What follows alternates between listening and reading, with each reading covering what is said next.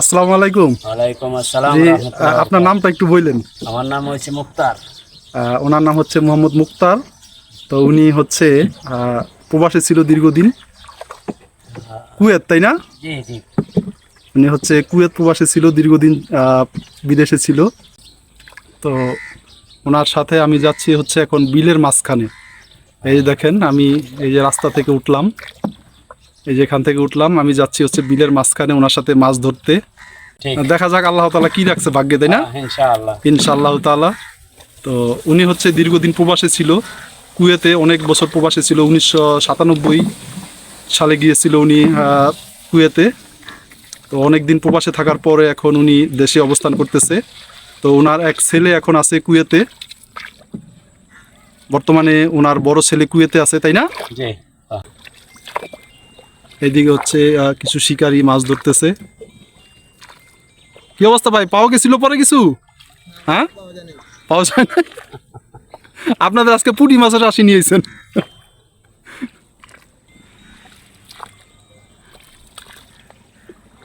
এই দেখেন, এই বিলটা হচ্ছে বিশাল এক বড় বিল। এই বিলটা হচ্ছে সামনে নদী আছে, ওই নদী থেকেই আসছে এই বিলটা। আমি চলে আসছি মোটামুটি একেবারে বিলের মাঝখানে। এইদিকে দেখেন যে সূর্য ডুবতেছে, অনেক অপূর্ব সুন্দর লাগতেছে সূর্যটা, একেবারে বলের আকৃতি ধারণ করছে।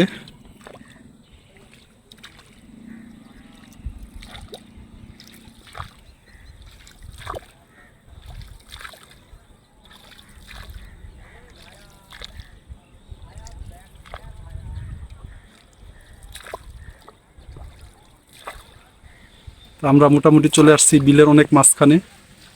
বিলে আরো লোকজন আছে, ওনারাও মাছ ধরতেছে। এইদিকে একজন দেখেন জাল পাতছে, হয়তো বা উনি উঠাইতেছে।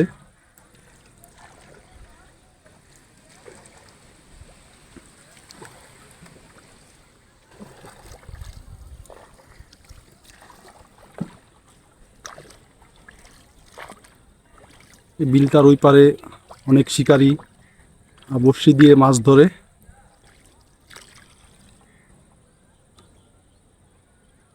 আমরা চলে আসছি একেবারে জালের কাছাকাছি।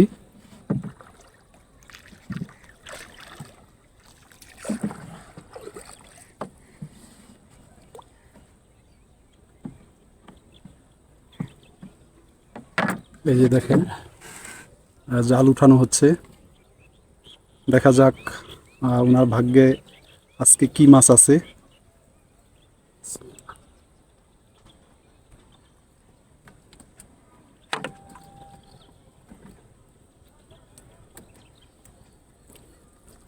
পুঁটি মাছ খালি। পুঁটি মাছ আটকাইছে, তাই না? বড় জাল। বড় জাল তো নাই কে, ওই বড় জাল পাতি না পড়ে না আমার। এই বিলে বড় মাছও তো আছে, তাই না?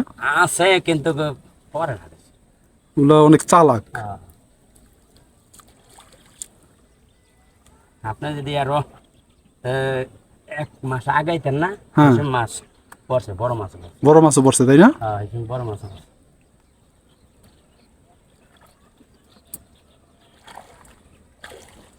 বড় মাছ পড়ে না, মানে ঘুরে বেড়ায়। তো একজন প্রবাসী দেখেন, উনি ওনার যৌবন বয়স পার করে আসছে হচ্ছে প্রবাসে।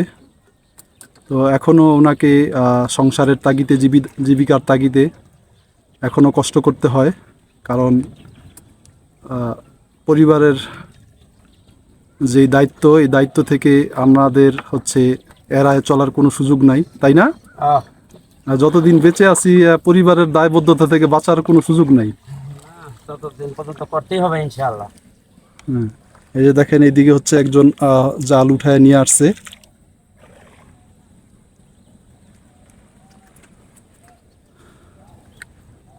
তো ওনার ছেলে হচ্ছে বর্তমানে কুয়েত প্রবাসী, উনিও আগে কুয়েতে ছিল। আর সন্ধ্যা ঘনিয়ে আসতেছে, এই কারণে হয়তো একটু আলোটা কমে গেছে, আর চতুর্দিকে একটু অন্ধকার অন্ধকার ভাব চলে আসছে, একেবারে সূর্য ডুবন্ত শেষ বেলাতে। তো আপনার হচ্ছে ছেলে মেয়ে টোটাল কয়জন? ছেলে মেয়ে আল্লাহর মাল হলো 3 ছেলে 3 মেয়ে। 3 ছেলে 3 মেয়ে। জি। তাইলে কুয়েতে একজন, আর একটু আগে দেখলাম একজন ছোট, ও ক্লাস 5। ওই দুই দোনোজন ওই যে দেখছেন দোনোজন ওই ছোট দোনোজন ওখানে আইছে। ও আচ্ছা আচ্ছা, তো একজন ক্লাস 5-এ পড়ে, আরেকজন? দোনোজনই সব পাইবো পারে। ও দুজন 5-এ পড়ে, জমজ নাকি? হ্যাঁ হ্যাঁ। মাশাআল্লাহ মাশাআল্লাহ। দুইজনে একসাথে। ও জমজ ছেলে না? হ্যাঁ হ্যাঁ। মাশাআল্লাহ মাশাআল্লাহ। তো ওনার হচ্ছে যে জমজ ছেলে, দর্শক, খুবই সুন্দর। সবাই ওনার জন্য দোয়া করবেন। আসলে উনি, হ্যাঁ হ্যাঁ, সবাই ওনার জন্য দোয়া করবেন যাতে ওনার ছেলে মেয়েদেরকে নিয়ে বাকি জীবনটা উনি সুখে শান্তিতে কাটাইতে পারে। আপনাদের সকলের কাছে ওনার জন্য আমি দোয়া চাই। যেহেতু উনি একজন প্রবাসী, প্রবাসী মানেই সারা জীবন কষ্টের মধ্যেই পার করে আসছে, একটা সংগ্রাম করতে করতে উনি এই পর্যন্ত আসছে, এটা আমি জানি। যেহেতু আমি নিজে প্রবাসী, আমি জানি প্রবাস জীবন সম্পর্কে আমার ভালোই ধারণা আছে। আমি বর্তমানে সিঙ্গাপুরের প্রবাসী, এর আগে আমি মালয়েশিয়াতে ছিলাম। তো মালয়েশিয়ার জীবনেও আমি প্রচুর কষ্ট করছি, আর সিঙ্গাপুরের প্রথম জীবনেও প্রচুর কষ্ট করছি। তো প্রবাস জীবনটা কীরকম? অনেক কষ্ট, তাই না? অনেক কষ্ট। তো যারা প্রবাসে আছেন, ওনার ভিডিওটাতে লাইক কমেন্ট করবেন এবং আমার চ্যানেলটি সাবস্ক্রাইব করবেন।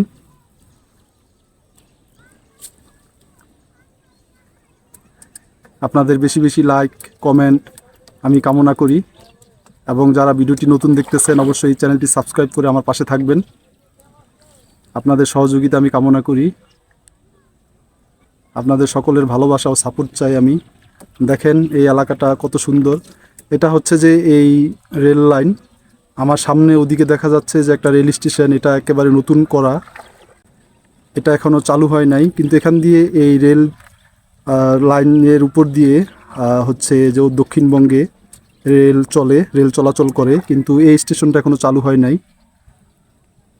এই স্টেশনটা চালু হইলে হয়তো এখানে গাড়ি থামবে, এবং এই এলাকা মানে গাড়ি থামে না, চালু হয়েছে।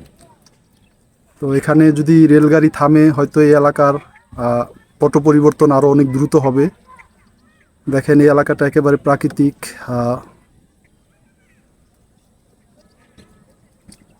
খুবই সুন্দর লাগতেছে পরন্ত বিকেলে।